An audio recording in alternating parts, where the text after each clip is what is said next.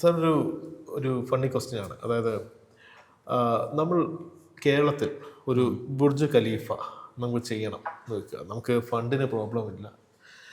അതിന് നേരിടുന്ന ചാലഞ്ചസ് അല്ലെങ്കിൽ ചെയ്യാൻ പറ്റുമോ എന്നുള്ള ഒരു ക്വസ്റ്റ്യൻ ആണ് എൻ്റെ. അതിന് ഒറ്റവാക്കിൽ പറയുകയാണെങ്കിൽ ഒരു ഒറ്റ ഉത്തരേ ഉള്ളൂ. കാര്യം ദുബായിലെ മണലാരണ്യത്തിൽ നമുക്ക് ബുർജ് ഖലീഫ ചെയ്യാൻ സാധിക്കുമെങ്കിൽ കേരളത്തിൽ തീർച്ചയായും അത് വളരെ ഈസി ആയിട്ട് നമുക്കത് എക്സിക്യൂട്ട് ചെയ്യാൻ സാധിക്കും. തീർച്ചയായും സാധിക്കും. ഓക്കെ.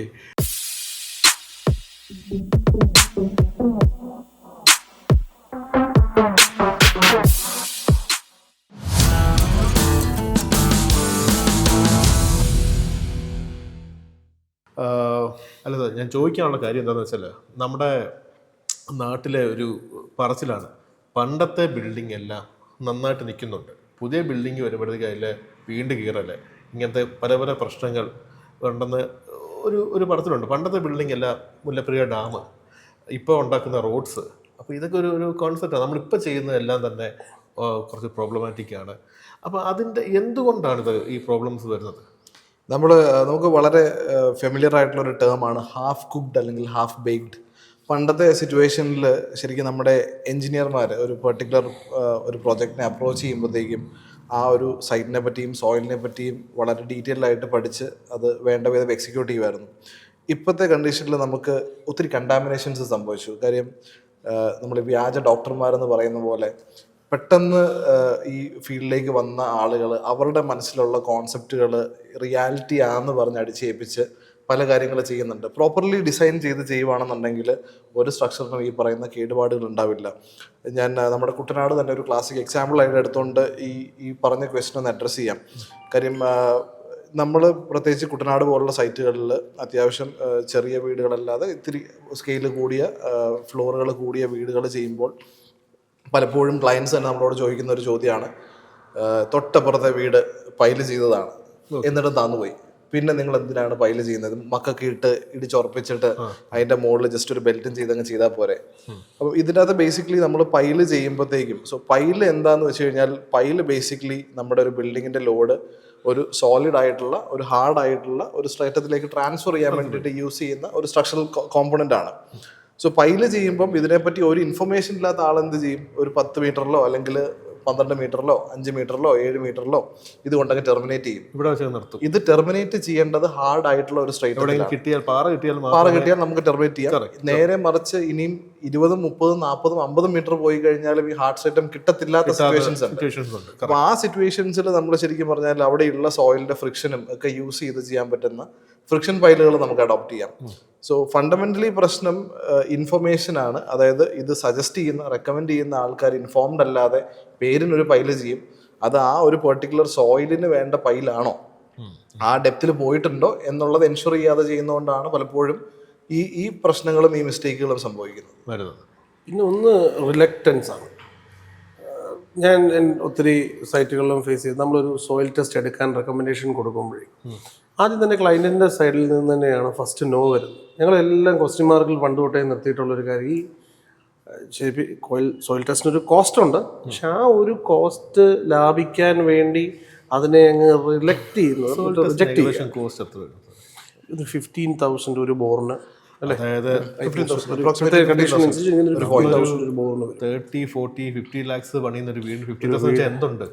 തീർച്ചയായും. പക്ഷെ അത്രയും നമ്മുടെ ടെൻഷൻ ഒഴിഞ്ഞു കിട്ടുകയാണ്. അതല്ല, ഈ അവിടെ ക്വസ്റ്റ്യൻ വരുന്ന വേറൊരു കാര്യമുണ്ട്. ഈ സോയിൽ ടെസ്റ്റിൻ്റെ റിപ്പോർട്ട് ഇല്ലാതെ എങ്ങനെയാണ് ഈ ഫൗണ്ടേഷൻ ഡിസൈൻ ചെയ്തത്? ഒരു സ്ട്രക്ചറൽ എഞ്ചിനീയറോട് ചെന്നിട്ട് സോയിൽ ടെസ്റ്റ് ഇല്ലാതെ ഡിസൈൻ ചെയ്യണമെന്ന് പറഞ്ഞു കഴിഞ്ഞാൽ അവർ ഒന്നെങ്കിൽ നേരിട്ട് ഇൻസ്പെക്ട് ചെയ്ത് ഹാർഡ് സ്ട്രാറ്റയുള്ള നോർമൽ ഫൗണ്ടേഷൻ വേണമെങ്കിൽ മാത്രമേ അവർ ഡിസൈൻ കൊടുക്കത്തുള്ളൂ. അല്ലാതെ നേരത്തെ പറഞ്ഞ പോലെ പൈലിംഗ് വേണ്ടി പതിനാട് പോലത്തെ ഒരു സ്ഥലത്ത് ഒരു കാരണവശാലും ഒരു റിസ്ക് ഒരിക്കലും നമ്മൾ ഏറ്റെടുത്ത് വെക്കില്ല. പ്രൊഫഷണൽ ആയിട്ടുള്ള ആള് കിണറുള്ള പ്ലോട്ടിലാണെങ്കിൽ കിണർ നോക്കിയാൽ മനസ്സിലാവും. അപ്പം അങ്ങനെ ചെയ്യാതെ അപ്പം അതൊന്നും അഡ്രസ്സ് ചെയ്യാതെ നമ്മൾ റിലക്റ്റൻസ് കൊണ്ട് സംഭവിക്കുന്നതാണ് ഈ പറഞ്ഞ പല പ്രശ്നങ്ങളും. പിന്നെ രണ്ടാമത് വേറൊരു ഫാക്ടറാണ് കോസ്റ്റ് കട്ടിങ്.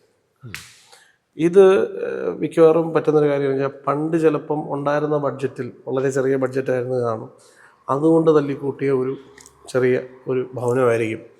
കുറച്ച് കാലത്തിന് ശേഷം അവർ ചിലപ്പം ഫിനാൻഷ്യലി ഇതായി അപ്പോൾ അവരുടെ ലൊക്കേഷൻ വിട്ട് മാറാനോ ഇത് ഡെമോളിഷ് ചെയ്യാനോ ഉള്ള സെൻറ്റിമെൻറ്റ്സുകൾ ചിലപ്പം വർക്കൗട്ട് ആവും. അതിലൂടെ ഇതേ കണക്ട് ചെയ്ത് ഇതിന് മുകളിലോട്ടും അപ്പുറത്തോട്ടും ഇപ്പുറത്തോട്ടും ഒക്കെ കയറി പണിയുന്നൊരു സിറ്റുവേഷൻ വരും.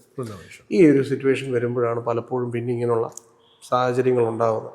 അപ്പം റിലക്റ്റൻസും കോസ്റ്റ് കട്ടിങ്ങും എന്ന് പറയുന്ന രണ്ട് സാധനം നമ്മുടെ ആ ഒരിഷ്യൽ ഫേസിൽ നിന്ന് എടുത്ത് മാറ്റി കഴിഞ്ഞ് കഴിഞ്ഞാൽ എനിക്ക് തോന്നുന്നു ഈ ഒരു ഇഷ്യൂ വരേണ്ട കാര്യമില്ല. ഓഫ് കോഴ്സ് ഇത് രണ്ടും ഉണ്ട് കാരണം. പിന്നെ അതിനോടൊപ്പം തന്നെ ഞാനിപ്പോൾ നോർമലൈസ് ചെയ്യാൻ വേണ്ടി പറയുകയാണ്, ഇപ്പോൾ സോഷ്യൽ മീഡിയ ഇച്ചിരി സ്ട്രോങ് ആണ്. പണ്ട് കാലങ്ങളിൽ ഇങ്ങനെയൊക്കെ താഴെ പോയിട്ടുണ്ടാവാം, ഇപ്പം എല്ലാവരും അറിയുന്നു, പണ്ട് അറിഞ്ഞിട്ടില്ല. അങ്ങനെ വേണം നമുക്കത് വ്യാഖ്യാനിക്കാൻ. കാരണം ഇത് രണ്ടുമാണ് ഒരു ഈ പറയുന്ന ടെക്നിക്കൽ റീസൺസ്. പണ്ടുണ്ടെങ്കിലും നമുക്ക് അറിയാൻ പറ്റില്ല. പണ്ട് ഇതുപോലെ റോഡ് താന്ന് പോയിട്ടുണ്ടാവാം, പാലം താഴെ പോയിട്ടുണ്ടാവാം. നമ്മൾ സോഷ്യൽ മീഡിയയിലകത്തോണ്ട് ഇൻഫർമേഷൻ ഒത്തിരി ഫാസ്റ്റാണ്. പിന്നെ ഇതിനോടൊപ്പം തന്നെ ഈ ഞാനിപ്പോൾ പഴയ വീടുകൾ റിനോവേറ്റ് ചെയ്യുമ്പോഴൊക്കെ കോൺക്രീറ്റ് ബിൽഡിങ്ങുകളെക്കാട്ടിലും ഇപ്പോൾ പഴയ കൊട്ടാരങ്ങൾ എല്ലാം ഓടാം. അതിന് 100, 500, 1000 വർഷം നടക്കുക. കോൺക്രീറ്റ് ബിൽഡിങ്സിൻ്റെ ആയുസ് കൂടണമെന്നുണ്ടെങ്കിൽ നമ്മൾ എന്തെങ്കിലും ഒരു പ്രൊട്ടക്ഷൻ കൊടുക്കാതെ അതിന് അത് കമ്പനി അങ്ങനെ തന്നെയാണ് പറയുന്നത് ഇത്ര ആയുസ് ഉള്ളതെന്ന്. കാരണം ഒരു ഓടിനൊരു ലീക്ക് വന്നു കഴിഞ്ഞാൽ പിറ്റേ ദിവസം നമ്മൾ ശരിയാക്കും. കോൺക്രീറ്റിന്റെ ലീക്ക് അറിയണം എന്നുണ്ടെങ്കിൽ വെള്ളം താഴെ വന്ന് അത് വെള്ളം താഴെ വരുമ്പോഴത്തേക്ക് അതും ഒരു കാരണമാണ്. ബിൽഡിങ്ങുകൾ ആ ബിൽഡിംഗ് ലൈഫ് കൂടും. കാരണം നമ്മൾ പെട്ടെന്ന് മെയിൻ്റെനൻസ് നടത്തും. ഇപ്പം മെയിൻ്റെനൻസ് നടത്തുന്നില്ല. ഇത് പണിഞ്ഞിട്ട് പോയി കഴിഞ്ഞാൽ പിന്നെ അടുത്ത വർഷമായിരിക്കും വരുന്നത്. അപ്പോഴത്തേക്ക് ഇല കയറി ടോപ്പെല്ലാം പാല് പിടിക്കും. അതും ഒരു ഫാക്ടറാണ്. ഞാൻ റോഡുകളുടെ അല്ല, വീടുകളുടെ കാര്യം. നമ്മൾ ഈ ഇപ്പം പറഞ്ഞ പോലെ തന്നെ വെള്ളം താഴെ വീഴുമ്പോൾ ഈ വാട്ടർ പ്രൂഫിങ് ആണോ നല്ലത്, അതോ മുകളിൽ കൂടെ വേറെ എന്തെങ്കിലും ഒന്ന് പ്രൊട്ടക്റ്റീവായിട്ടുള്ള സ്ട്രക്ചർ ചെയ്യുന്നതാണോ നല്ലത്? ഞാൻ പറയുകയാണെങ്കിൽ രണ്ടിനും അതിൻ്റേതായ ലിമിറ്റ്സും മെറിറ്റ്സും ഡിമെറിറ്റ്സും ഉണ്ട്. ഇപ്പോൾ വാട്ടർ പ്രൂഫിങ്ങിന് എന്താണേലും ഒരു കാലാവധിയുണ്ട്.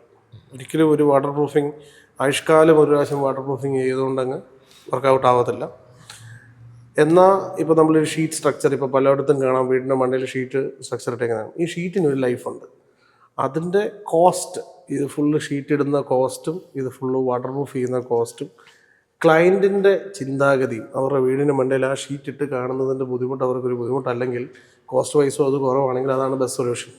വർഷങ്ങളിലേക്ക് അത് വരത്തില്ല. ഷീറ്റ് എന്തെങ്കിലും പോകുന്ന കാലഘട്ടത്തിലേക്ക് അതാവത്തുള്ളൂ. എന്നാൽ വാട്ടർ പ്രൂഫിങ് ഇപ്പം നല്ല മനോഹരമായിട്ടൊരു കോണ്ടംപററി വീട് ഭയങ്കര ഇതിൽ ചെയ്തു വെച്ചിരിക്കുന്ന ഒരു വീടിൻ്റെ മണ്ടയിൽ ഷീറ്റ് അടിക്കുക എന്ന് പറഞ്ഞാൽ അത് ഭയങ്കര വൃത്തികേടായിരിക്കും, വിഷമമുള്ളൊരു കാര്യം. വൃത്തികേടാണ്. അപ്പം അത് മനസ്സിലാക്കി അതിനു വേണ്ടി ഈ ബിൽഡിങ്ങിനെ മെയിൻറ്റെയിൻ ചെയ്യാൻ സ്പെൻഡ് ചെയ്യാൻ വില്ലിങ് ആണെങ്കിൽ വാട്ടർ പ്രൂഫിങ്ങിൽ ഇന്ന് പഴയതിനേക്കാളും ഒക്കെ ഒത്തിരി അഡ്വാൻസ്ഡ് ആയിട്ടുള്ള ടെക്നോളജി, അതിനനുസരിച്ച് അതിന് കോസ്റ്റും ഉണ്ട്. റൂഫ് ചെയ്യുന്ന സമയത്ത് ഈസ്തെറ്റിക്കലി ആ ബിൽഡിങ്ങുമായിട്ട് ക്ലബ് ചെയ്യുന്ന രീതിയിൽ ഡിസൈൻ ചെയ്ത് വേണമെങ്കിൽ ആ റൂഫ് ഓടോ അല്ലെങ്കിൽ ഷിംഗിൾസ് ഒക്കെ ഇട്ട് വേണമെങ്കിലും ചെയ്യാൻ പറ്റും. അത് അതുമായിട്ട് ചേർന്ന് പോകുന്നതാണെങ്കിൽ ഡിസൈൻ തന്നെ തന്നെ സമീപിക്കണം. റൂഫ് ചെയ്യുന്ന ഒരാളിനെ കാണിച്ചിട്ട് ഷീറ്റ് ഇടാൻ പറഞ്ഞാൽ ഈ പറഞ്ഞ പോലെ ഷീറ്റ് എടുത്തോളൂ. വർക്കാവില്ല. ചില വീടുകളുണ്ട് നമ്മൾ ഈ ഫുള്ളി കോണ്ടംപററി ബോക്സിൻ്റെ മണ്ടയിലോട്ട് നമ്മൾ എങ്ങനെയൊക്കെ ചെയ്താലും റൂഫ് ഇട്ട് കഴിഞ്ഞാൽ അത് വർക്കൗട്ട് ആവത്തില്ല. പിന്നെ ഞങ്ങളൊക്കെ ഇപ്പം ഡിസൈൻ ചെയ്യുമ്പോൾ ചെയ്യുന്നൊരു പരിപാടിയുണ്ട്. നമ്മളിത് ഭാവിയിലേക്ക് ഇതിൻ്റെ ആവശ്യം വരുമെന്നുള്ളത് 100% ഉറപ്പാണ്. അപ്പോൾ അതിനനുസരിച്ച് തന്നെ ഡിസൈൻ ചെയ്യും. അതായത് ഒരു ഷീറ്റ് ഇട്ടാലും ആ ഷീറ്റ് ഫ്രണ്ടിൽ നിന്ന് കാണാത്ത രീതിയിൽ ഒരു ഷോ ബോൾ പോലെ ഒരു വോളോ അല്ലെങ്കിൽ എന്തെങ്കിലും ഒരു സംവിധാനം മനസ്സിൽ കണ്ടാണ് ചെയ്യുന്നത്. ഇപ്പോഴത്തെ കൺസ്ട്രക്ഷനിൽ കോൺക്രീറ്റ് ചെയ്ത് സ്ലോ പ്രൂഫ് ചെയ്യാറില്ല. വളരെ കുറവാണ്. ട്രസ് വർക്ക് ചെയ്ത് മാത്രമേ റൂഫിങ് ചെയ്യാറുള്ളൂ. 90% ഇതെല്ലാം കൂടെ സമപ്പ് ചെയ്യുവാണെങ്കിൽ പരമാവധി വെള്ളം ഒരിടത്ത് കെട്ടിക്കിടക്കാനുള്ള ഒരു സിറ്റുവേഷൻ മാക്സിമം കഴിവതും ഒഴിവാക്കുക. പിന്നെ കോണ്ടംപററി പോലത്തെ സ്ട്രക്ചേഴ്സ് ചെയ്യുവാണെന്നുണ്ടെങ്കിൽ അതിനുള്ളിൽ ഞാൻ directly related to waterproofing അല്ല, പക്ഷെ എന്നാലും ആഡ് ഓൺ ചെയ്യേണ്ട വളരെ അത്യാവശ്യമായിട്ടുള്ളൊരു കാര്യമാണ് വെള്ളം എന്ന് പറയുന്നത്. വളരെ ഇമ്പോർട്ടൻ്റ് ആയിട്ടുള്ളൊരു ഫാക്ടറാണ് കോൺക്രീറ്റിനുള്ളിൽ. പലപ്പോഴും നമ്മുടെ സൈറ്റിൽ ചെന്ന് അവിടെ കൺസ്ട്രക്ട് ചെയ്യുന്ന മെയ്സനോട് ചോദിക്കുകയാണ്, നിങ്ങൾ എത്ര വെള്ളം ഒഴിച്ചു? ഞങ്ങൾ പിൻ പോയിന്റ് ചെയ്ത് ചോദിക്കും, നിങ്ങൾ എത്ര ലിറ്റർ വെള്ളം ഒഴിച്ചു ഈ മിക്സിൽ? പലപ്പോഴും ആൻസർ കിട്ടില്ല. പലപ്പോഴും പറയുന്നത് കോൺക്രീറ്റ് ഒന്ന് കുഴഞ്ഞു വരുന്ന ഒരു പരുവത്തിനുള്ള വെള്ളം ഒഴിച്ചു. ശരിക്കും വാട്ടർ സിമെൻറ്റ് റേഷ്യോ എന്ന് പറയുന്ന ഒരു ഫാക്ടർ വളരെ ഇമ്പോർട്ടൻ്റ് ആണ്. കാര്യം കോൺക്രീറ്റിൻ്റെ സ്ട്രെങ്ത്തിൽ അതിന് അഡിക്വേറ്റ് ആയിട്ടുള്ള വെള്ളം ചെല്ലണം. അത് കുറഞ്ഞു കഴിഞ്ഞാലും പ്രശ്നമാണ്, അത് കൂടി കഴിഞ്ഞാലും പ്രശ്നമാണ്. കൂടി കഴിഞ്ഞാൽ സംഭവിക്കുന്നതെന്ന് വെച്ച് കഴിഞ്ഞാൽ ആ കോൺക്രീറ്റിൻ്റെ സ്ട്രെങ്ത് അവിടെ ഓട്ടോമാറ്റിക്കലി കുറയുകയാണ്. അപ്പം ഫ്രെഡി പറഞ്ഞ പോലെ ഈ കോണ്ടംപററി സ്ട്രക്ചേഴ്സിൽ പലപ്പോഴും നമുക്ക് ഈ റൂഫ് എക്സ്പോസ് ചെയ്തിടണം. അങ്ങനെയുള്ള സിറ്റുവേഷനിൽ നമ്മൾ ഒരിക്കലും ഈ പറയുന്ന പോലെ നമ്മുടെ മിക്സ് റേഷ്യോയിൽ ഒരു കോംപ്രമൈസ് ഒരിക്കലും വരുത്താതിരിക്കുക.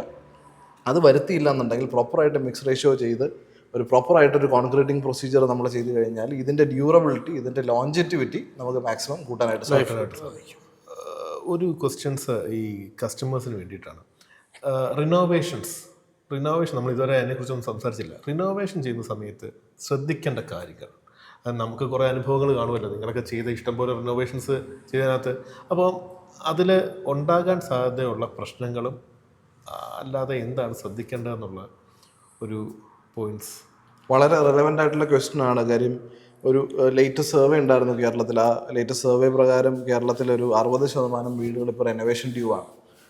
റെനോവേഷൻ്റെ ഒരു മേജർ സിഗ്നിഫിക്കൻസും എന്താണെന്ന് വെച്ച് കഴിഞ്ഞാൽ, ഇപ്പം പഴയതുപോലെ വലിയ വീടുകൾ, ഒത്തിരി ഏരിയ കൂടിയുള്ള വീടുകൾ, പുതിയ വീടുകൾ ചെയ്യുന്നതിൽ നിന്ന് ആൾക്കാർ ഒരിത്തിരി കോവിഡിന് ശേഷം പ്രത്യേകിച്ച് ആ ഒരു മൈൻഡ് സെറ്റ് അല്ലെങ്കിൽ ആ ഒരു അപ്രോച്ച് ഒത്തിരി മാറി.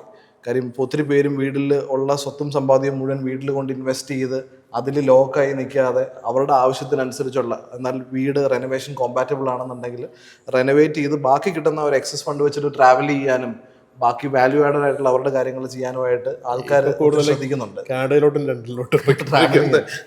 അപ്പം റെനോവേഷനിലേക്ക് വരുമ്പോഴത്തേക്ക് നമ്മൾ പ്രത്യേകം ശ്രദ്ധിക്കേണ്ടത് ആദ്യമേ തന്നെ ആ വീട് റെനോവേറ്റ് ചെയ്യാൻ പറ്റുമോ, റെനോവേഷൻ കോമ്പാറ്റബിൾ ആണോ എന്നുള്ളത് നമ്മൾ ഡിറ്റർമൈൻ ചെയ്യുക എന്നുള്ളതാണ് ഫസ്റ്റ് പ്രോസസ്സ്. കാര്യം നമ്മൾ ഒരു എക്സിസ്റ്റിംഗ് വീടിനെ ബേസ് ചെയ്തിട്ടാണ് എപ്പോഴും റെനോവേഷൻ ചെയ്യുന്നത്. അപ്പോൾ ആ വീടിന് എന്തുമാത്രം ഒരു റെനോവേഷൻ സാധ്യതയുണ്ട്, അതിന് മേലോട്ട് നമുക്ക് എത്ര ഫ്ലോർ ചെയ്യാൻ പറ്റും, അതിനുള്ള ഫൗണ്ടേഷൻ അവിടെ കൊടുത്തിട്ടുണ്ടോ, അതിനുള്ളിൽ നമ്മൾ യൂസ് ചെയ്തിരിക്കുന്ന ബ്രിക്കും കാര്യങ്ങളും എല്ലാം അത്രയും ലോഡ് ബെയർ ചെയ്യാൻ പറ്റുന്ന ബ്രിക്കുകളാണോ യൂസ് ചെയ്തിരിക്കുന്നത്. ഇങ്ങനത്തെ ഒരു പ്രൈമറി സ്റ്റഡി ചെയ്തതിന് ശേഷം മാത്രം ഈ റെനോവേഷൻ്റെ കാര്യങ്ങളിലേക്ക് നമ്മൾ മുമ്പോട്ട് പോവുക. സോ റെനോവേറ്റ് ചെയ്യുമ്പോഴത്തേക്കും പഴയ പോലെ അല്ല, ഇപ്പം നമുക്ക് ഇൻ്റഗ്രേറ്റ് ചെയ്ത് നമ്മുടെ സ്റ്റീൽ, അതായത് മൈൽ സ്റ്റീലും ഒക്കെ ഇൻ്റഗ്രേറ്റ് ചെയ്ത് കഴിഞ്ഞാൽ നമുക്ക് ഈ പറയുന്ന പോലെ വലിയ ഓപ്പണിങ്ങുകൾ ചെയ്യാനും പുതിയ ആഡ് ഓൺസ് ചെയ്യാനും ഒത്തിരി ബുദ്ധിമുട്ടുള്ള കാര്യമൊന്നുമല്ല. റെനോവേഷൻസ് ചെയ്യുന്ന വഴി നമുക്ക് ശരിക്കും പറഞ്ഞാൽ ഒരു പരിധിവരെ റെനോവേഷൻസ് സസ്റ്റൈനബിളുമാണ്. കാര്യം നമ്മൾ ഈ പറയുന്ന കാർബൺ ഫുട് പ്രിൻറ്റ് കുറയ്ക്കുന്നുണ്ട്. നമ്മൾ ഒരു എക്സിസ്റ്റിംഗ് സ്ട്രക്ചറിനെ യൂസ് ചെയ്തുകൊണ്ട് അതിന് പുറത്തോട്ട് നമ്മൾ ആഡപ്പ് ചെയ്യുകയാണ്. സോ ഡെഫിനറ്റ്ലി ഒരു നല്ല വയബിൾ ഓപ്ഷനാണ് റെനോവേഷൻ. കോസ്റ്റും കട്ട് ചെയ്യാൻ പറ്റും, അതുപോലെ തന്നെ ഈ ഒരു പൊല്യൂഷനും കട്ട് ചെയ്യാൻ പറ്റും. ബട്ട് ആ ബിൽഡിംഗ് റെനോവേഷൻ കോമ്പാറ്റബിൾ ആണോ എന്ന് എൻഷുർ ചെയ്തതിന് ശേഷം മാത്രം ചെയ്യുക. ഈ റിനോവേഷൻ ചെയ്യുന്ന മിക്ക കസ്റ്റമേഴ്സും പറയുന്നൊരു കാര്യമാണ്, റിനോവേഷൻ ചെയ്തിട്ട് പുതിയ വീടിനെക്കാട്ടി കൂടുതൽ കോസ്റ്റ് ആയെന്നുള്ളത്. അത് എന്തുകൊണ്ടാണ് അങ്ങനെ വരുന്നത്? ശരിക്കും റെനോവേഷൻ ചെയ്യുമ്പോൾ വീട് ഒരു വളരെ കോസ്റ്റ് എഫക്റ്റീവ് ആകും, അതായത് കോസ്റ്റ് ചീപ്പർ ആകും എന്നുള്ള തെറ്റിദ്ധാരണ പ്രൈമറിലി എടുത്ത് മാറ്റണം. കോസ്റ്റ് എഫക്റ്റീവ് ആകുകയാണ് ചെയ്യുന്നത്. കാര്യം മാക്സിമം ഒരു 30 to 40% ഒരു പുതിയ വീടിൻ്റെ കോസ്റ്റേ നമ്മൾ റെനോവേറ്റ് ചെയ്യുമ്പോഴത്തേക്ക് നമ്മുടെ എക്സിസ്റ്റിംഗ് സ്ട്രക്ചർ ടേക്കപ്പ് ചെയ്യുന്നുള്ളൂ. ബാക്കി കോസ്റ്റ് ഡെഫിനറ്റ്ലി എക്സ്ട്രാസ് ആണ്. പിന്നെ നേരത്തെ പറഞ്ഞ പോലെ നിങ്ങളൊരു ആർക്കിടെക്റ്റിനെ യൂസ് ചെയ്യുക, ആർക്കിടെക്റ്റിൻ്റെ എക്സ്പെർട്ടീസ് യൂസ് ചെയ്യുക, പ്രോപ്പറായിട്ട് പ്ലാൻ ചെയ്യുക, ബിൽ ഓഫ് ക്വാണ്ടിറ്റീസ് വെച്ച് നമ്മൾ പ്രൊജക്റ്റഡ് ആയിട്ടുള്ള കോസ്റ്റ് ആദ്യം തന്നെ വിലയിരുത്തി റെനോവേഷൻസിലേക്ക് വന്നു കഴിഞ്ഞാൽ റെനോവേഷൻസ് ഒരിക്കലും ബാധ്യതയാവില്ല. അല്ലാത്ത സിറ്റുവേഷൻസിൽ തീർച്ചയായും ഈ പറഞ്ഞ പോലെ പുതിയ വീട് വെക്കുന്നതായിരുന്നു ഭേദം എന്നുള്ളൊരു സിറ്റുവേഷനിലേക്ക് തീർച്ചയായും എത്തിച്ചേരും. റിനോവേഷൻസിൻ്റെ ഇത് പറയുവാണെങ്കിൽ, ഒന്ന്, ഈ നമ്മളിപ്പോൾ ഒരു വീട് റിനോവേറ്റ് ചെയ്യുമ്പം അത് ഏത് എക്സ്റ്റെൻറ്റ് വരെ റിനോവേറ്റ് ചെയ്യുന്നു എന്നുള്ളൊരു ഇതുണ്ട്. റിനോവേഷനത് മിക്കവാറും വരുന്നതാണ് ഈ പറഞ്ഞ പോലെ ബാത്റൂം കംപ്ലീറ്റ് ആയിട്ട് ഡെമോളിഷ് ചെയ്യുക, അല്ലെങ്കിൽ അതിനകത്ത് കംപ്ലീറ്റ് കാര്യങ്ങൾ ചേഞ്ച് ചെയ്യുക, ഫ്ലോർ ടൈൽസ് മാറ്റുക. വോൾ എന്തായാലും ആഫ്റ്റർ ഡെമോളിഷൻ നമ്മൾ വീണ്ടും പെയിൻറ്റിങ് അങ്ങനെയുള്ള പ്രൊസീജിയറിലേക്ക് പോകണം. ഈ ഇലക്ട്രിക്കൽ ചെക്ക് ചെയ്യുമ്പോൾ അവിടെ ഇവിടെയും വയറുകൾ തമ്മിൽ ഷോർട്ടായിട്ട് ഒട്ടിപ്പിടിച്ച് നോക്കിയിട്ടുണ്ടാവും. അപ്പോൾ അത് മാറേണ്ട റീവയറിങ്ങിലേക്ക് വരേണ്ടി വരും. സോ ബേസിക്കലി നമ്മൾക്ക് റെനോവേറ്റ് ചെയ്യുമ്പം ഒരു വീടിന് ആകെ കിട്ടുന്നതെന്ന് പറഞ്ഞാൽ അതിൻ്റെ നേരത്തെ പറഞ്ഞ പോലെ നമ്മൾ പറഞ്ഞ സ്ട്രക്ചർ മാത്രമാണ്. ഫൗണ്ടേഷൻ, വോള്, അതിൻ്റെ മണ്ടയിലെ റൂഫ്, ഇത്രയും സാധനങ്ങളേ ഉള്ളൂ നമുക്കൊരു റിനോവേഷനിൽ നമ്മൾ കോസ്റ്റ് സേവ് ചെയ്യുന്ന സാധനം. ഇതൊരു ഓവറോൾ പ്രോജക്റ്റിൻ്റെ ഒരു പറഞ്ഞ ഒരു 20 or 30% ഉള്ളൂ ഈ പറഞ്ഞ സ്ട്രക്ചർ എന്ന് പറഞ്ഞു കഴിഞ്ഞാൽ. പിന്നെ ഒരിക്കലും ഒരു വീട് ഫുള്ളി റെനോവേറ്റ് ചെയ്ത കോസ്റ്റ് കൊണ്ട് അത്രയും സ്ക്വയർ ഫീറ്റ് ഉള്ള വീട് പണിയാൻ പറ്റില്ല. അതാണ് അതിൻ്റെ ഒരു ആസ്പെക്റ്റ് എന്ന് പറയുന്നത്. അപ്പം ആൾക്കാർ മിക്കവാറും മിസ്ജഡ്ജ് ചെയ്ത് ഒരു റെനോവേഷൻ വരുമ്പോഴത്തേക്ക് 30 to 40 lakhs ആവും. 30 to 40 lakhs ആകുമ്പം നമ്മൾ ആദ്യം ചിന്തിക്കേണ്ടത്, ഒന്ന്, ഈ 30 to 40 lakhs പുതിയ വീട് പണിയുവാണെങ്കിൽ ഈ പറഞ്ഞ ഒന്നെങ്കിൽ ചെറിയ ഒരു വീട്ടിലേക്ക് നമ്മൾ കോംപ്രമൈസ് ചെയ്ത് സൈസ് കുറഞ്ഞൊരു വീട്ടിലേക്ക് നമ്മൾ ആക്കണം. അല്ലെങ്കിൽ നമുക്കിതിനെ യൂസ് ചെയ്ത് റെനോവേറ്റ് ചെയ്ത് ഇച്ചിരി വലുപ്പമുള്ളൊരു സ്പേസ് നമ്മുടെ ആവശ്യത്തിനനുസരിച്ച് നമുക്ക് ഉപയോഗിക്കാം. മൂന്നാമതൊരു സാധനം ലാൻഡ് വാല്യൂ. ചില ലാൻഡുകൾ ഭയങ്കര പ്രോമിനൻ്റ് ആയിരിക്കും. ആ ലാൻഡിൽ നമ്മൾ അത് റിനോവേറ്റ് ചെയ്യുമ്പം ഓട്ടോമാറ്റിക്കലി അതിൻ്റേതായ രീതിയിൽ അതിൻ്റേതായ റെസ്ട്രിക്ഷൻസ് ഉണ്ടാവും. സൈസിനകത്ത് വണ്ടി വരാനുള്ള ഇതുണ്ടാവും. അപ്പോൾ അതെല്ലാം ഒത്തിരി ഫാക്ടേഴ്സ് ഉണ്ട് റിനോവേഷനെ കോസ്റ്റിനെ കൺട്രോൾ ചെയ്യുന്നത്.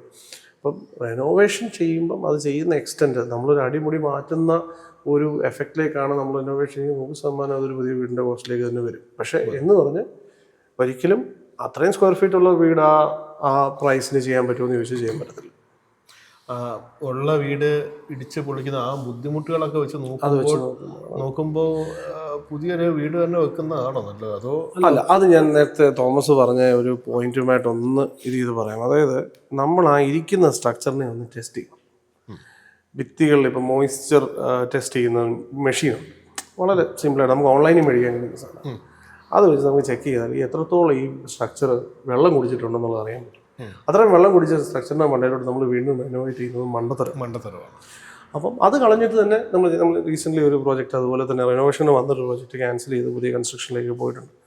എന്നാൽ വേറൊരു വീട് ഇതുപോലെ പണ്ടത്തെ, അതായത് ഓടൊക്കെ ഇട്ട് ഒരു ഇടക്കാലത്ത് റിനോവേഷനായിട്ട് ഫ്രണ്ടിൽ മാത്രം വാർത്ത ഒരു വീടിൻ്റെ റിനോവേഷൻ ചെയ്തിട്ടുണ്ട്. അപ്പോൾ അത് ഞങ്ങൾ ചെയ്തപ്പോൾ ഞങ്ങൾ എൻഷുർ ചെയ്തതെന്ന് വെച്ചാൽ ആ ഒരു പഴയ കംപ്ലീറ്റ് വീടിനെ പ്രൈവറ്റ് സ്പേസ് ഒന്നും ഇല്ലാതെ കോമൺ സ്പേസ് മാത്രമായിട്ട് മാറ്റുമായിരുന്നു. അത് ഹോൾ ഡൈനിങ് കിച്ചൺ, പണ്ട് അവരുടെ ബെഡ്റൂമുകൾ ഉൾപ്പെടെ ഉണ്ടായിരുന്ന ഒരു ഫുൾ വീടിനെ നമ്മൾ അതിലേക്ക് മാറ്റി അതിലേക്ക് ബെഡ്റൂംസ് അവരുടെ ആവശ്യത്തിനനുസരിച്ച് സെപ്പറേറ്റ് അറ്റാച്ച് ചെയ്യുമായിരുന്നു, ബെഡ്റൂംസും അതിൻ്റെ ടോയ്ലറ്റും. അപ്പം അങ്ങനെ വരുമ്പോഴത്തേക്ക് ഓട്ടോമാറ്റിക്കലി അതിൻ്റെ ഏരിയ ഡബിളായി, നമ്മുടെ യൂസും മാറി. അങ്ങനെയും നമുക്ക് ചെയ്യാം, ഈ പറഞ്ഞ റിനോവേഷൻ ചെയ്യാം. ഈ റിനോവേഷൻ എന്ന് പറയുമ്പോൾ ഞാനിപ്പം റിനോവേഷൻസ് അധികം ചെയ്യുന്ന ആളാണ്. അപ്പം മിക്ക വീട്ടിൽ ചെല്ലുമ്പോഴും അവരവരുടെ അറിവനുസരിച്ച് അവരുടെ അടുത്തുള്ള ഒരു മേശിനെയും കൊണ്ട് അവരെ എല്ലാ വീട്ടിലും ഒരു ടോയ്ലറ്റ് അല്ലെങ്കിൽ ഒരു കിച്ചണ് ഇപ്പം അവർ ആഡ് ചെയ്തിട്ടുണ്ടാവും ഓൾറെഡി. അതിൻ്റെ പുറത്താണ് നമ്മൾ പിന്നെയും റിനോവേഷൻ ഒരു 2 റിനോവേഷന് കൂടുതൽ പണിഞ്ഞേക്കുന്ന വീടിൻ്റെ പുറത്തോട്ട് പണിയാൻ ടഫാണ്. ഓൾറെഡി ഏച്ച് കെട്ടി വെച്ചേക്കുക. പിന്നെ പല കാലഘട്ടങ്ങളിൽ പണിയുന്നതായതുകൊണ്ട് സെറ്റിൽമെൻറ്റ് ഉറപ്പായിട്ടും വ്യത്യാസം കാണും. ആദ്യത്തെ സെറ്റിൽമെൻറ്റ് ആയിരിക്കും, രണ്ടാമത്തെ ആകുമ്പോൾ കുറച്ചൊന്ന് ഇരുത്തും, ഇത്രയും വർഷത്തിൽ വ്യത്യാസമായിരിക്കും. പക്ഷേ എന്നാൽ പോലും ഉണ്ടല്ലോ, ഇപ്പം എൻ്റെ പപ്പ പണിഞ്ഞൊരു വീട്, അപ്പോൾ എൻ്റെ കാലഘട്ടത്താകുമ്പം എനിക്കൊരു വീട് പണിയണമെന്ന് എന്തായാലും മിക്ക ആൾക്കാരുടെയും ഒരു ഡ്രീമാണ്, അല്ലെങ്കിൽ അവർ ഇട്ടിട്ട് പോകുന്ന സിഗ്നേച്ചറാണ് അവർ പണിയുന്ന വീട്. അപ്പം അത് പണിയണമെന്നൊരു ആഗ്രഹം കാണും. അപ്പോൾ അത് ഇപ്പോഴത്തെ വീടിൻ്റെ പുറത്ത് പണിയുന്നത് ചിലപ്പോൾ എൻ്റെ സെൻറ്റിമെൻറ്റ്സ് ആയിരിക്കും. ചിലർക്ക് ആ സെൻറ്റിമെൻറ്റ്സ് ഉണ്ട്. ചിലപ്പോൾ എൻ്റെ പേരൻസിൻ്റെ കാലഘട്ടത്തിൽ തന്നെ പണിയുമ്പോൾ അവർക്ക് സന്തോഷം ആ വീടിൻ്റെ പുറത്ത് റിനോവേറ്റ്. അതുപോലെ അറയും പഴയ വീടുകളുണ്ടല്ലോ, അതൊക്കെ വെച്ചിട്ട് പണിയാൻ പറ്റും തീർച്ചയായിട്ടും. അപ്പം ആ സെൻറ്റിമെൻറ്റ്സ് ഉണ്ട്. പിന്നെ ഇതിപ്പോൾ ഞാൻ പണിയുവാണെങ്കിൽ എൻ്റെ ഒരു ലൈഫ് ടൈം അച്ചീവ്മെൻ്റ് ആയിട്ട് എനിക്ക് ആ വീടിനെ കാണിക്കണമെങ്കിൽ നമ്മൾ ചുമ്മാതെ പോയി ഒരു ബാത്റൂം കൂട്ടുക ഒന്നും പറ്റത്തില്ല.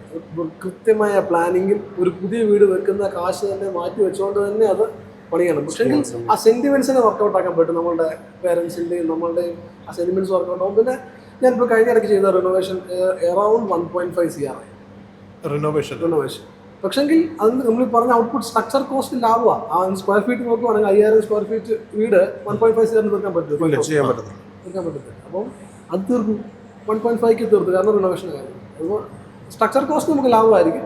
പക്ഷേ കൃത്യമായ പ്ലാനിങ് ഉണ്ടായിരിക്കണം. ഈ ഒരു ബാത്റൂം കൂട്ടുവാണെങ്കിൽ തന്നെ ഒരു പരിചയമുള്ള എക്സ്പീരിയൻസ് ഉള്ള ഒരാളെ കാണിച്ച് തന്നെ അത് കൂട്ടണം, അല്ലെങ്കിൽ അത് എനിക്ക് തോന്നുന്നു നമ്മൾ പുതിയൊരു വീടിനെക്കാട്ടുള്ള റിനോവേഷൻ നടക്കുന്ന വീടുകളിൽ സ്ട്രക്ചറൽ എഞ്ചിനീയറും ആർക്കിടെക്റ്റും റിനോവേഷൻസിന് മിക്ക ആൾക്കാരും അങ്ങനെ നോക്കാറില്ല. ചിലപ്പം എടുത്തങ്ങ് ചെയ്യത്തേ ഉള്ളൂ. കുറച്ച് റിനോവേഷൻ അങ്ങനെ എളുപ്പത്തിൽ ചെയ്യാൻ പറ്റത്തില്ല. അത് നല്ലതായിട്ട് ആലോചിക്കണം, നല്ല പ്ലാനിങ് വേണം. ഞങ്ങളുടെ ഇതിൽ പറയുവാണെങ്കിൽ നമ്മൾ ഏറ്റവും കൂടുതൽ ടൈം സ്പെൻഡ് ചെയ്ത് വരേണ്ട സാധനം റിനോവേഷനാണ്.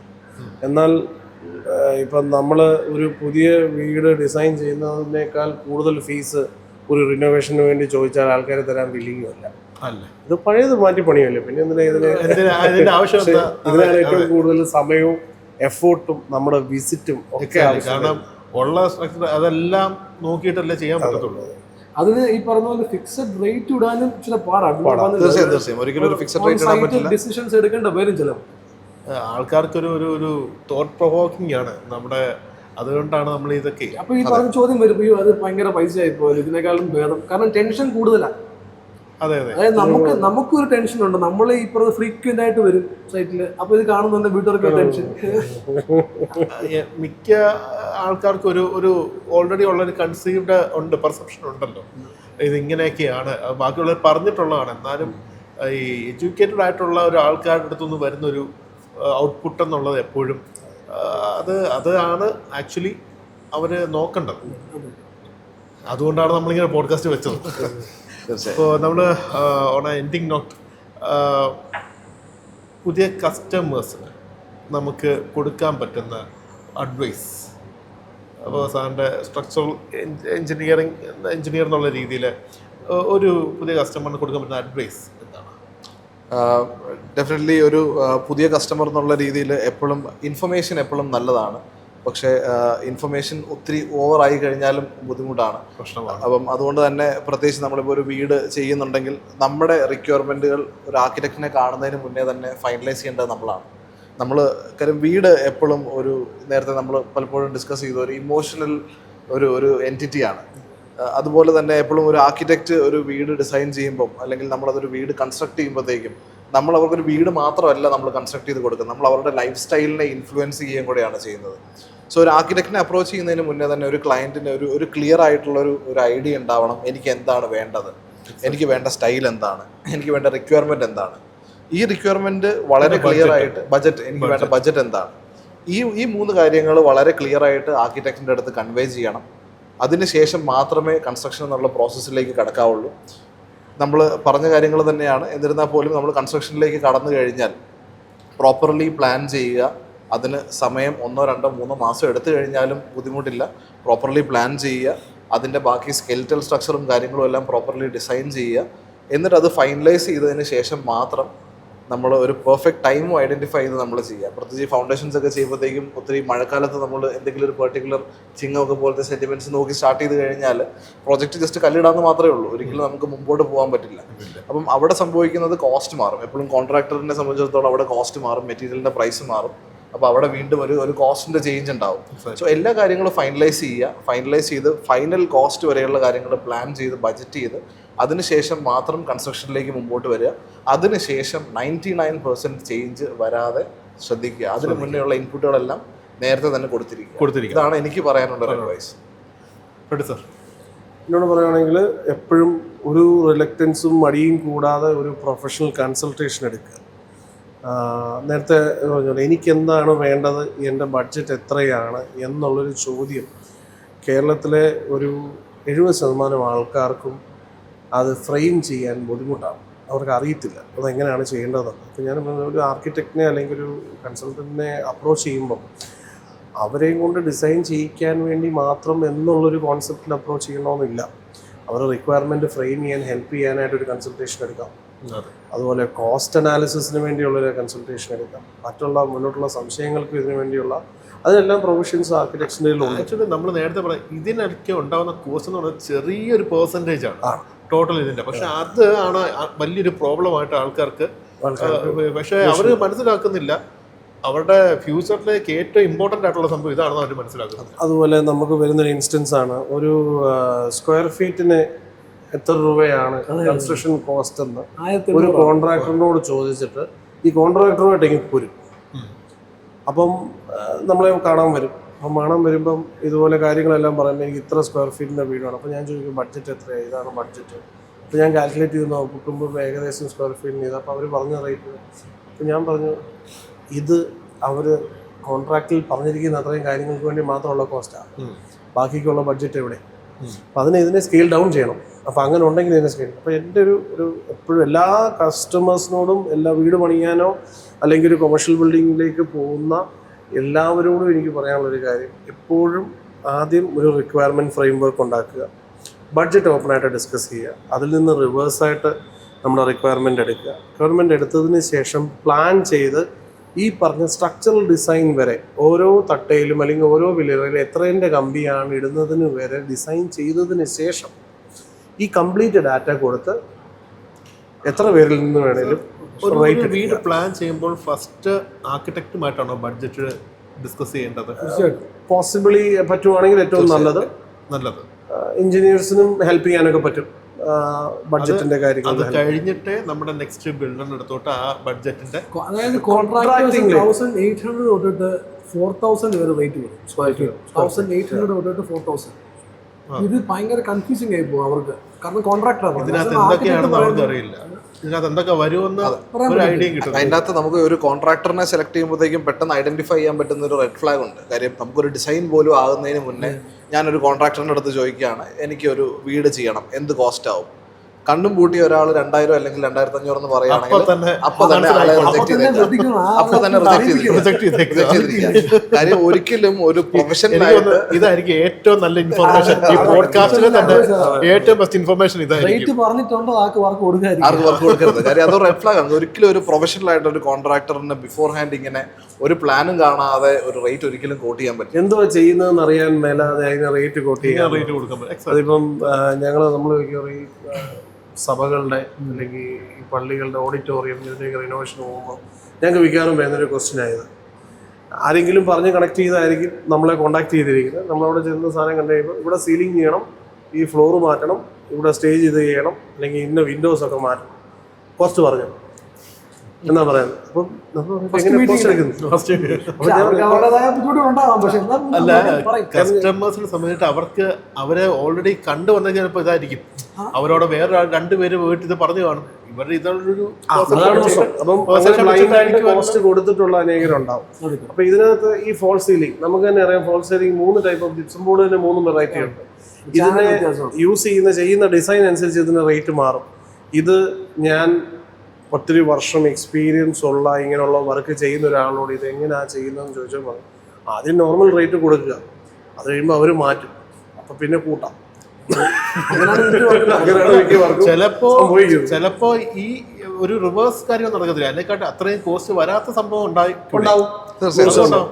ചിലപ്പോ കറക്റ്റായിട്ട് നോക്കി വരുമ്പോ ഇത്രയും കോസ്റ്റിന്റെ ആവശ്യം വരത്തില്ല. എനിക്ക് തോന്നുന്നു ആശിഷും വർക്ക് ചെയ്യുന്ന BOQ ബേസിസിൽ, അജിതും വർക്ക് ചെയ്യുന്ന BOQ ബേസിസിൽ വർക്ക് ചെയ്യുന്ന കോൺട്രാക്ടേഴ്സിനെ തിരഞ്ഞെടുക്കുക. അതൊരു വലിയ ഹെൽപ്ഫുൾ ആയിട്ടുള്ള കാര്യം. അപ്പോൾ അവർ ആക്ച്വലി എത്ര കട്ട ഈ പറഞ്ഞ സൈറ്റിൽ ഈ പറഞ്ഞ പ്ലാനിന് വേണം എന്ന് നോക്കിയിട്ടാണ് അതിൻ്റെ റേറ്റ്. BOQ എന്താണെന്ന് കൂടെ ഒന്ന് പറഞ്ഞാൽ ഹെൽപ്ഫുൾ ആയിരിക്കും. BOQ ബിൽ ഓഫ് ക്വാണ്ടിറ്റി എന്നാണ് അതിൻ്റെ ഒരു ടേമിൻ്റെ ഒരു ഇത് പറയുന്നത്. വേറെ ഒന്നുമല്ല, നമ്മുടെ സൈറ്റിലേക്ക് വരുന്ന ഏറ്റവും ചെറിയ മെറ്റീരിയൽ തൊട്ട് ഏറ്റവും എൻഡ് വരെ പോകുന്ന കംപ്ലീറ്റ് മെറ്റീരിയലിൻ്റെയും ക്വാണ്ടിറ്റി. ഇത് ആർക്കിടെക്റ്റോ അല്ലെങ്കിൽ ഒരു ഡിസൈനറോ ഡിസൈൻ ചെയ്ത ഒരു പ്ലാനിൽ നിന്ന് തന്നെയാണ് ഇത് കിട്ടുന്നത്. ആ പ്ലാനിൽ കിട്ടത്തുള്ളൂ. അതിൻ്റെ ക്വാണ്ടിറ്റി എടുത്തിട്ട് എത്ര നീളം, എത്ര വീതി, എത്ര ഹൈറ്റ് വരുന്നുണ്ടെന്നുള്ളതിൻ്റെ കംപ്ലീറ്റ് ക്വാണ്ടിറ്റി എടുത്തിട്ട് ആ ക്വാണ്ടിറ്റിക്ക് അഗൈൻസ്റ്റ് റേറ്റ് ഇട്ട് പോകുമ്പോഴാണ് അതിനെ ബിൽ ഓഫ് ക്വാണ്ടിറ്റി എന്ന് പറയുക. നാളെ ഈ പറഞ്ഞ ബിൽ ഓഫ് ക്വാണ്ടിറ്റി ബേസ് ചെയ്തിരിക്കുന്ന ഒരു കോൺട്രാക്ടറിനോട് ഈ തട്ടയിൽ ഇപ്പം ഇടാൻ കമ്പി എത്ര എടുക്കണമെന്ന് പറയുമ്പം മറ്റൊരാളെ പോലെ അത് ഒന്നുകൂടെ വീട്ടിൽ പോയി എഴുതി കൂട്ടേണ്ട ആവശ്യം കാണത്തില്ല. ഇത് ഇവരുടെ കയ്യിൽ ഓൾറെഡി ഉണ്ടാവും. ഒത്തിരി ആർഗ്യുമെന്റ്സും സോൾവ് ചെയ്യാം. ഇതിനകത്ത് ഒരു പ്രശ്നം എന്ന് പറഞ്ഞാൽ ഇപ്പം ലേബർ കോൺട്രാക്ട്സ് ഇല്ല. ഇപ്പം എല്ലാം ഫുൾ കോൺട്രാക്റ്റുകളാണ് കൂടുതലും. അത് ടേൺ കീ കോൺട്രാക്ട്സ് ബുദ്ധിമുട്ടാൻ പ്രയാസമാണ്. പിന്നെ ഒരു ലേമാനെ സംബന്ധിച്ച് ഇപ്പം ഒരു പ്രൊജക്റ്റ് തീർക്കാൻ പാടാം. നല്ല കപ്പാസിറ്റി ഉള്ളതൊക്കെ ചെയ്യാൻ പറ്റുള്ളൂ. കാരണം ഞാൻ കണ്ടിട്ടുണ്ട്, നമ്മൾ വരച്ചു കൊടുക്കുന്ന പ്രൊജക്റ്റുകൾക്കൊക്കെ ലേബർ കോൺട്രാക്ട് കൊടുക്കുന്ന പ്രൊജക്റ്റൊക്കെ ഒരു 2-3 വർഷം കഴിഞ്ഞ് തീർത്തുള്ളൂ. അത് ഫുൾ കോൺട്രാക്ട് 1 ഇയർ തീരും. ലേബർ കോൺട്രാക്ട് ചെയ്യാൻ വലിയ ടഫാണ്. അത് ആൾക്കാർ കുറച്ചുകൂടെ ഫെസിലിറ്റി കിട്ടുന്ന രീതിയിലൊക്കെ ചെയ്യാൻ ശ്രമിക്കും. അപ്പം നമ്മളിപ്പോൾ ഈ കൺസ്ട്രക്ഷൻ എന്ന് പറയുന്ന ഒരു മൊത്തം പ്രോസസ്സിനെ ഇച്ചിരി ഒന്ന് റീബ്രാൻഡ് ചെയ്ത് ആ ഒരു സിസ്റ്റമാറ്റിക് പ്രോസസ്സിൽ കൺസ്ട്രക്ഷൻ മൊത്തത്തിൽ റീബ്രാൻഡ് ചെയ്യണം. അതായത് അതിൻ്റെ ഫസ്റ്റ് സ്റ്റെപ്പ് ഡിസൈനറിന് ആർക്കിടെക്റ്റിനെ കാണുക എന്ന് തൊട്ടിട്ട് റീബ്രാൻഡ് ചെയ്ത് ആൾക്കാർ ആ ഒരു സിസ്റ്റത്തിൽ വരണം. അല്ലാതെ റേറ്റ് പറഞ്ഞിട്ട് ആർക്കിടെക്റ്റിനെ കാണുന്നവരുണ്ട്. അത് കംപ്ലീറ്റ്ലി റോങ് ആണ്. ഈ കോൺട്രാക്ടറെ കണ്ടു കഴിഞ്ഞാൽ അവർ തന്നെ പണിഞ്ഞോണം, പിന്നെ വേറെ ആളെ കാണാതിരിക്കുന്നതാണ് നല്ലത്. പക്ഷെ അത് ഫുള്ള് റീബ്രാൻഡ് ചെയ്ത് ഈ സിസ്റ്റത്തിൽ വന്ന് അതിനെ മഡും ബ്രിക്കും മാത്രമല്ല ഈ ഒരു കൺസ്ട്രക്ഷൻ എന്ന് പറഞ്ഞാൽ അതിനകത്ത് ഇന്നോവേഷൻ ഉണ്ടാവണം, ടെക്നോളജി ഉണ്ടാവണം, ഡിസൈനും ഉണ്ടാവണം. ഇത് 3 ക്ലബ് ചെയ്ത് സസ്റ്റൈനബിളായിട്ട് ഇവിടെ കൾച്ചറിനെ റൂട്ട് ചെയ്ത് നമുക്ക് അപ്പോൾ കൺസ്ട്രക്ഷൻ പ്രോസസ്സ് മൊത്തത്തിലൊന്ന് ചേഞ്ച് ചെയ്ത് കഴിഞ്ഞാൽ ഈ സിസ്റ്റം കുറച്ചുകൂടെ നന്നാവും, എറേഴ്സ് കുറയും. പിന്നെ ആൾക്കാർ എഡ്യൂക്കേറ്റ് ചെയ്യണം. ഇത് നമ്മളിപ്പോൾ ചെയ്യുന്നത് എഡ്യൂക്കേറ്റ് ചെയ്യാൻ വേണ്ടിയാണല്ലോ ആൾക്കാർക്ക് ഇതിനൊരു ഡിസൈനിങ്ങിന്. ഇപ്പോൾ ഒരാൾ എൻ്റെ അടുത്ത് വന്നു കഴിഞ്ഞാൽ ഞാൻ ആദ്യം ചെയ്യുന്നത് എനിക്കറിയാവുന്ന കാര്യങ്ങൾ മാക്സിമം പറഞ്ഞു കൊടുക്കുന്നത്. ഈ സ്റ്റിക വെച്ചാൽ ഇങ്ങനെയാണ്, ഈ സെമിറ്റാട്ട വെച്ചാൽ ഇങ്ങനെയാണ്, ഈ തേക്ക് കടി ഇങ്ങനെയാണ്. നമ്മൾ പറഞ്ഞു കൊടുത്തോണ്ടിരിക്കുക. ആ പറഞ്ഞു കൊടുക്കുന്നതെല്ലാം ഇൻഫർമേഷനാണെന്നും ഇത് പേയ്മെൻ്റ് ഉള്ള കാര്യമാണെന്നും ഉള്ളൊരു ബോധം അവർക്ക് വേണം. നമ്മൾ സംസാരിക്കുക, നമ്മുടെ അറിവിൽ നിന്ന് എക്സ്പീരിയൻസ് സംസാരിക്കുക. എക്സ്പീരിയൻസിന് വിലയിടുന്നത് ആരാണ്?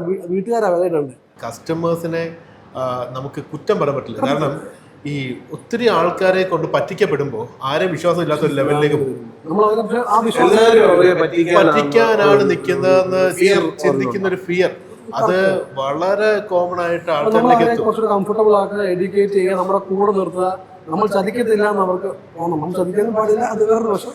അതുവരെ ഞാൻ നേരത്തെ പറഞ്ഞ ഇപ്പം ഒരു പ്രൊജക്റ്റുമായിട്ട് നമ്മളിലേക്ക് വരുവാണെങ്കിൽ അത് നമ്മൾ തന്നെ ഡിസൈൻ ചെയ്യണം എന്നുള്ള ഒരു നിർബന്ധവും പറയേണ്ട കാര്യമില്ല. അവർക്ക് അവരുടെ റിക്വയർമെന്റ് ഫ്രെയിം ചെയ്യാൻ വരെ മാത്രം നമ്മുടെ ഹെൽപ്പ് മതിയെങ്കിൽ അതുവരെയുള്ളത് മാത്രം കൊടുക്കാം. അതെ. അത് ഡിസൈൻ ഒരു പ്ലാൻ എടുത്തൊരു പടം പോലും വരയ്ക്കണ്ട. അല്ലെങ്കിൽ അവർക്ക് എന്താണ് ആവശ്യം, അവരുടെ സിറ്റുവേഷൻ എന്താണെന്ന് മനസ്സിലാക്കി അവരുടെ ബഡ്ജറ്റിന് ഒപ്റ്റിമൈസ് ചെയ്യുന്ന ഒരു റിക്വയർമെന്റ് ആദ്യം ഉണ്ടാക്കാൻ വരെ ഒരു പ്രൊഫഷണൽ കൺസൾട്ടേഷൻ. എല്ലാവരോടും പറയാനുള്ളത് അതേ ഉള്ളൂ, ഒരു പ്രൊഫഷണൽ കൺസൾട്ടേഷൻ എടുക്കുന്നതിന് ഹെസിറ്റേഷൻ എടുക്കേണ്ട കാര്യമില്ല. അതൊരിക്കലും എന്ന് പറഞ്ഞാൽ അവർക്ക് തന്നെ വർക്ക് കൊടുക്കണമെന്നോ അല്ലെങ്കിൽ അവരെ കൊണ്ട് തന്നെ ചെയ്യിക്കണമെന്നോ ഒരു ഗ്യാരണ്ടീഡ് ഇതായിട്ട് എടുക്കേണ്ട കാര്യവുമില്ല. ഈ റേറ്റ് എടുക്കുന്ന പോലെ തന്നെ കൺസൾട്ടേഷനും പലരും എടുത്തിട്ട് ഒപ്റ്റിമൈസ് ചെയ്ത് അവർക്ക് വർക്കാവുന്ന ആളെ കൊണ്ട് വരപ്പിക്കുന്നതാണ് അത് നല്ലത്. ഏറ്റവും നല്ലത്. അപ്പം ഇത്രയും നേരം ഞാൻ നിങ്ങളോട് ക്വസ്റ്റ്യൻസ് ചോദിച്ചു. എന്തെങ്കിലും എന്നോട് ചോദിക്കാനുണ്ടോ? ഉണ്ടെങ്കിൽ ചോദിക്കാം. നമ്മൾ ഇപ്പോൾ CBയിൽ പല ബ്രാൻഡുകൾ നിങ്ങൾ ചെയ്യുന്നുണ്ടല്ലോ. ആ, ഈ ബ്രാൻഡുകളെല്ലാം അവരുടെ ഒറിജിനൽ ആണ് ഇവിടെ നിങ്ങൾ സെല് ചെയ്യുന്നതെന്ന് അത് ചെക്ക് ചെയ്യാനുള്ള എന്തെങ്കിലും മെക്കാനിസം നമുക്കുണ്ടോ, അതോ നിങ്ങൾ ട്രസ്റ്റ് ചെയ്യുവാണോ? ഒറിജിനൽ സാധനമാണെന്നുള്ളതിൻ്റെ ഫസ്റ്റ് തെളിവ് ബില്ല് തന്നെ. കാരണം ഒറിജിനൽ അല്ലാത്ത സാധനത്തിന് ബില്ല് കാണത്തില്ല. അതായത് നമ്മൾ ഏതൊരു കമ്പനി എടുത്തോ അവിടുന്ന് എന്ത് സാധനമാണെങ്കിലും ₹1 സാധനമാണെങ്കിൽ വെളിയിൽ പോകുന്ന ബില്ലടിച്ചേ കൊടുക്കും. അല്ല ഒരു കമ്പനിയും ബില്ലില്ല സാധനം വെളിയിലോട്ട് വിടില്ല. നമുക്ക് ഈ ബില്ലോടെ വരുന്ന സാധനത്തിന് കമ്പനി നമുക്ക് 18% GST ഇടുന്നുണ്ട്. ഇത് കസ്റ്റമറിന് നമ്മൾ ബില്ലടിച്ചാലേ നമുക്ക് കിട്ടത്തുള്ളൂ. ബില്ലടിക്കാതെ ഞാൻ എടുത്ത് ഞാൻ ഈ 18% ഞാൻ എവിടെ കൊണ്ടുപോയി ഞാൻ ഇത് ചെയ്യും. അപ്പം അതെനിക്ക് നഷ്ടമാണ്. ബില്ലില്ലാതെ വരുന്ന സാധനങ്ങൾ നമ്മൾ എപ്പോഴും കരുതിയിരിക്കുക, അത് ഒറിജിനൽ ആയിരിക്കില്ല. ഒരു കമ്പനിയും ബില്ലില്ല സാധനങ്ങൾ ഒരു കാരണവശാലും. ബില്ല് ഫേക്ക് ചില ചെറിയ കടകളിലൊക്കെ ആണെങ്കിലും ഒറിജിനലും ഡ്യൂപ്ലിക്കേറ്റും രണ്ടും മിക്സ് ചെയ്ത് ബില്ല് ഫേക്ക് ചെയ്തൊക്കെയുള്ള പലപ്പോഴും ഈ ഡിസ്ട്രിബ്യൂട്ടേഴ്സ് വഴി വരുമ്പോൾ നമുക്കിത് ഒരു മിക്സിംഗ് ഉണ്ടെങ്കിൽ നമ്മുടെ ഒരു ഫൈനൽ സെല്ലിംഗ് കൗണ്ടറിൽ നമ്മുടെ ഏറ്റവും വലിയെന്ന് വെച്ചാൽ നമുക്ക് ഡയറക്റ്റ് കമ്പനിയേ ഉള്ളൂ. നമുക്ക് ഡിസ്ട്രിബ്യൂഷൻ, നമ്മളാണ് ഡിസ്ട്രിബ്യൂട്ടർ. അപ്പോൾ ഞങ്ങളുടെ അടുത്തുനിന്ന് വേറെ കടകളിലോട്ട് ചെല്ലുമ്പോൾ അവരാണ് ആക്ച്വലി ചെക്ക് ചെയ്യേണ്ടത്. ഞങ്ങളുടെ അടുത്ത് ഡയറക്റ്റ് കമ്പനിയിൽ നിന്ന് മാത്രമേ വരുന്നുള്ളൂ. അപ്പോൾ ഇപ്പം കമ്പനിയിൽ നിന്ന് തന്നെയാണോ, ഇപ്പം ഞങ്ങളുടെ അടുത്ത് സെല്ലിംഗ് പോയിന്റിൽ വന്നിട്ട് ഒരാൾ ചോദിക്കുകയാണെങ്കിൽ കമ്പനിക്കാരും ഇപ്പോൾ അത് ഓരോ പ്രൊഡക്റ്റ് അനുസരിച്ചാണ്. ഇപ്പോൾ സ്വിച്ചസ് ഒക്കെ ആണെങ്കിൽ നമുക്ക് ആക്ച്വലി ഓരോന്നിൻ്റെയും ക്വാളിറ്റി വൈസ് അതിൻ്റെ പറഞ്ഞു കൊടുക്കാൻ പറ്റും. വയറാകുമ്പോൾ ഒരു പരിധിയുണ്ട്. കാരണം അതിനകത്ത് സ്ട്രാൻസിൻ്റെ എണ്ണം ഇത് എണ്ണി കാണിക്കുക. ഇതൊന്നും കൊണ്ട് തൃപ്തിപ്പെട്ടില്ല എന്നുണ്ടെങ്കിൽ ഡയറക്റ്റ് കമ്പനിക്കാരുമായിട്ട് തന്നെ നമുക്ക് കസ്റ്റമറിനെ മീറ്റ് ചെയ്യിക്കാൻ പറ്റും, കണക്ട് ചെയ്യിക്കാൻ പറ്റും. അതാണ് നമ്മുടെ ഒരു ഗുണം. കാരണം ഞങ്ങൾ ഡയറക്റ്റ് കമ്പനി എടുക്കുന്നതുകൊണ്ട് എല്ലാ കമ്പനിക്കാരും ഇവിടെ വരുന്നുണ്ട്. അപ്പോൾ കമ്പനിക്കാർ നമുക്ക് ഡയറക്റ്റ് മുട്ടിക്കുകയാണെങ്കിൽ പിന്നെ കസ്റ്റമറിന് ആ പ്രോബ്ലം ഇല്ലല്ലോ. എന്തായാലും ഡ്യൂപ്ലിക്കേറ്റ് കൊടുക്കുന്ന ഒരാൾക്ക് വേണ്ടി കമ്പനിക്കാർ പോയി സംസാരിക്കില്ലല്ലോ. അതുപോലൊരു ആഡ് ഓൺ ക്വസ്റ്റ്യൻ, നിങ്ങൾ ഈ ഇപ്പം ഇവിടെ പല ബ്രാൻഡുകളുണ്ട്. ഒരേ പ്രൊഡക്റ്റിന് തന്നെ, ഇപ്പോൾ ഇലക്ട്രിക്കലാണെങ്കിലും മറ്റുള്ള എന്ത് പ്രൊഡക്റ്റുകളാണെങ്കിലും അതിനെല്ലാം പല ബ്രാൻഡാണ്. നിങ്ങൾ വരുന്നൊരു കസ്റ്റമറിൻ്റെ അടുത്ത് ഒരു ബ്രാൻഡ് പിച്ച് ചെയ്യുന്നത് അതിൻ്റെ നിങ്ങൾക്കുള്ള ഒരു ഇൻസെൻറ്റീവിന് ഉള്ള ബേസിസിൽ മാത്രമാണോ, അതോ ആ ക്ലയൻറ്റിൻ്റെ റിക്വയർമെൻറ്റിലോ അല്ലെങ്കിൽ അവരുടെ ഈ നേരത്തെ പറഞ്ഞ പോലെ അവരെ എഡ്യൂക്കേറ്റ് ചെയ്യുന്ന ഇതിൽ അവരുടെ ബഡ്ജറ്റും കാര്യങ്ങളൊക്കെ മനസ്സിലാക്കിയിട്ടാണോ ഒരു ബ്രാൻഡ് പുഷ് ചെയ്യുന്നത്? കസ്റ്റമറിൻ്റെ ബഡ്ജറ്റ് വളരെ ഇമ്പോർട്ടൻ്റ് ആയിട്ടുള്ള ഫാക്ടറാണ്. അതെന്തായാലും നോക്കും. അത് ആദ്യമേ തന്നെ നമ്മൾ നോക്കും. കസ്റ്റമറുടെ ബഡ്ജറ്റ് ഉണ്ട്, അതനുസരിച്ചുള്ള പിച്ച് ചെയ്യാറുള്ളൂ. പക്ഷെ ഇപ്പം ഞാൻ പേഴ്സണലി ഒരു കസ്റ്റമറോട് പറയുന്ന സമയത്ത് എപ്പോഴും ആ ബ്രാൻഡ് കൊണ്ട് നാളെ കസ്റ്റമറിന് പ്രോബ്ലം ഉണ്ടാവരുത്, എനിക്കും തലവേദന ഉണ്ടാവരുത്, ഇതേ നോക്കാറുള്ളൂ. നമുക്ക് ഇൻസെൻറ്റീവ് പൈസയൊക്കെ നമുക്ക് അപ്പോൾ നമുക്ക് ഇങ്ങനെ വരും. അതിൻ്റെ അടുത്തുള്ള ഒരു കാര്യമല്ല. നമുക്ക് തലവേദന എടുക്കാതിരിക്കുക എന്നുള്ളതാണ് ബേസിക്കലി. കാരണം ഞങ്ങളൊരു മൾട്ടി ഫെസറ്റഡ് പ്രൊഡക്ട്സ് ഡീൽ ചെയ്യുന്ന ഒരു ഫേം ആയതുകൊണ്ട് ഓരോ ഏരിയയിൽ നിന്നും കംപ്ലയിൻറ്റ്സ് വന്നു കഴിഞ്ഞാൽ നമ്മളെ കൊണ്ട് ഇതിനോട് കൺട്രോൾ ചെയ്യാൻ പറ്റില്ല. അപ്പോൾ ഏത് പ്രൊഡക്ട്സ് നമ്മൾ എടുക്കുമ്പോഴും ഞാൻ ഫസ്റ്റ് നോക്കുന്നത് ഇതിൻ്റെ സർവീസ് എങ്ങനെയാണ്. നാളെ ഈ കസ്റ്റമറിന് നാളെ ഇത് കൊടുത്തു കഴിഞ്ഞാൽ എനിക്ക് നാളെ ഒരു പ്രോബ്ലം ഉണ്ടാവുമോ, തലവേദന ഉണ്ടാകുമോ എന്ന് നോക്കിയിട്ട്, അതാണ് ഫസ്റ്റ് പ്രയോറിറ്റി നമ്മളെപ്പോഴും ഏത് പ്രൊഡക്ട്സിനും കൊടുക്കുന്നത്. അത് നോക്കിയിട്ട് മാത്രമാണ് ഞാൻ കസ്റ്റമറോട് അതിനകത്ത് പ്രൈസ് കൂടുതലായിട്ടുണ്ടായിരിക്കാം. പക്ഷേ ഞാൻ ഒരു കസ്റ്റമറിനോട് സെർച്ച് ചെയ്യുമ്പോൾ ഞാൻ എപ്പോഴും നോക്കുന്നത് നാളെ കസ്റ്റമറിനും എനിക്കും ഒരു പ്രോബ്ലം ഉണ്ടാവരുത്. സർവീസ് റിലേറ്റഡ് ആയിട്ടുള്ള മാത്രമേ ഞാൻ കൊടുക്കാറുള്ളൂ. നമ്മുടെ ഈ ഒരു ജാപ്പി വിത്ത് ശങ്കർ എന്നുള്ള പോഡ്കാസ്റ്റിൻ്റെ ഉദ്ദേശം എന്ന് വെച്ചാൽ കസ്റ്റമേഴ്സിനെ എഡ്യൂക്കേറ്റ് ചെയ്യുക എന്നുള്ളതായിരുന്നു.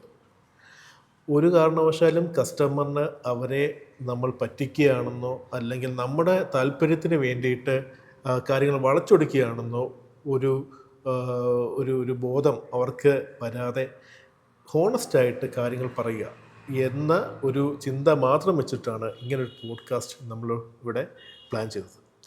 ഇതിനു വേണ്ടി എന്നെ സഹായിച്ച തോമസ് സാറിനും ഫ്രെഡി സാറിനും അഴി സാറിനും CB ഗ്രൂപ്പിൻ്റെ പേരിൽ ഞാൻ വലിയൊരു താങ്ക് യു പറയുന്നു. ഇനിയും പുതിയ പുതിയ പോഡ്കാസ്റ്റുകളുമായിട്ട് നമ്മൾ ഇനിയും ഇവിടെ കാണും. എല്ലാ ഇൻഫോർമേഷൻസും കസ്റ്റമേഴ്സിന് വേണ്ടി ഇത്രയും വിലപ്പെട്ട ഇൻഫോർമേഷൻസ് തന്ന നിങ്ങൾക്ക് ഒരിക്കൽ കൂടി നന്ദി പറഞ്ഞുകൊണ്ട് നമുക്ക് നിർത്താം. Thank you so much.